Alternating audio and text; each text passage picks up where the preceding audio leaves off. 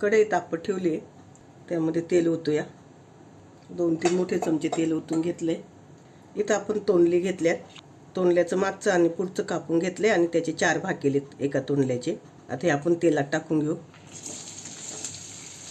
आणि इथं तोंडली आपल्याला छान परतून घ्यायच्या तेलात. तोंडली परतताना थोडंसं जास्तीचं तेल टाकायचं. नंतर उरलेलं तेलात आपल्याला फोडणी देता येते. एकसारखी अशी परतीत राहायची. नंतर तुम्ही असं सोडून दिलं काही तोंडली परततील, काही तोंडली तशीच राहतील. त्यामुळे तेलात एकसारखी अशी परतवायची त्याला.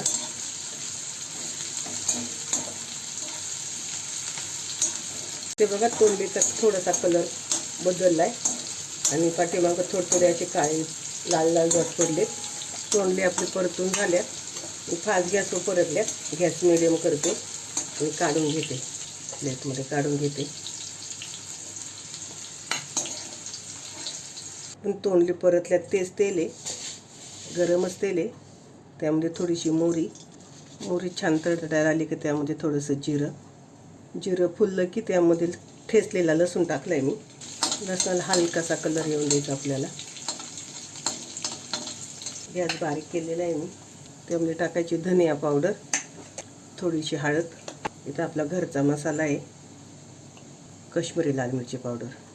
काश्मीरी लाल मिरची पावडर यासाठी टाकते, माझा मसाला तर वर्ष होऊन गेले केलेला, त्यामुळे थोडासा कलर कमी झाले मसाल्याला, म्हणून मी थोडीशी वरून काश्मीरी लाल मिरची पावडर टाकते. तुम्ही नाही टाकली तरी चालेल. इथं मसाला आपला छान परतून झाला आहे. शेंगदाणे जाडे भरडे मी कुटून टाकलेत, एकदम अशी बारीक पावडर नाही केली. त्यामुळे टाकायची तोंडली. गॅस बारीक आहे आपला. ते तोंडली परतून घ्यायची याच्यात. सुंदर दिसते भाजी एकदम. त्यामध्ये चवीनुसार मीठ आणि भाजलेलं बेसन पीठ. आता हे सगळं आपण मिक्स करून घेऊ. तुमच्याकडे मेथकूट असेल ते टाकलं तरी चालेल, बेसन पीठ टाकलं तरी चालेल. इथं आपलं छान परतून झाले. त्यामुळे ओतणार आहे आपण थोडंसं पाणी.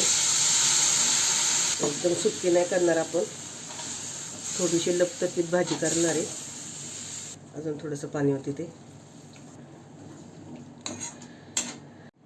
याच्यावर ठेवणार आहे झाकण 2-3 मिनिटासाठी. झाकण काढूया, मिक्स करून घेऊ.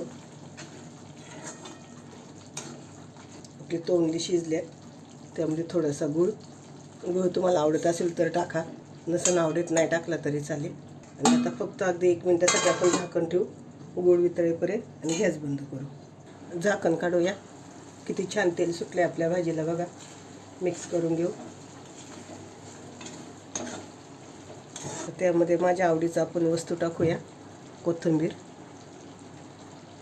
भरपूर सारी कोथिंबीर घालू. मिक्स करून घेऊ. माझ्या रेसिपी तुम्हाला आवडत असेल तर नक्की कमेंट करून सांगा कशी झाली ती. आणि माझ्या चॅनलला सबस्क्राईब करा, लाईक करा, शेअर करा. भाजी तयार. गॅस बंद करू.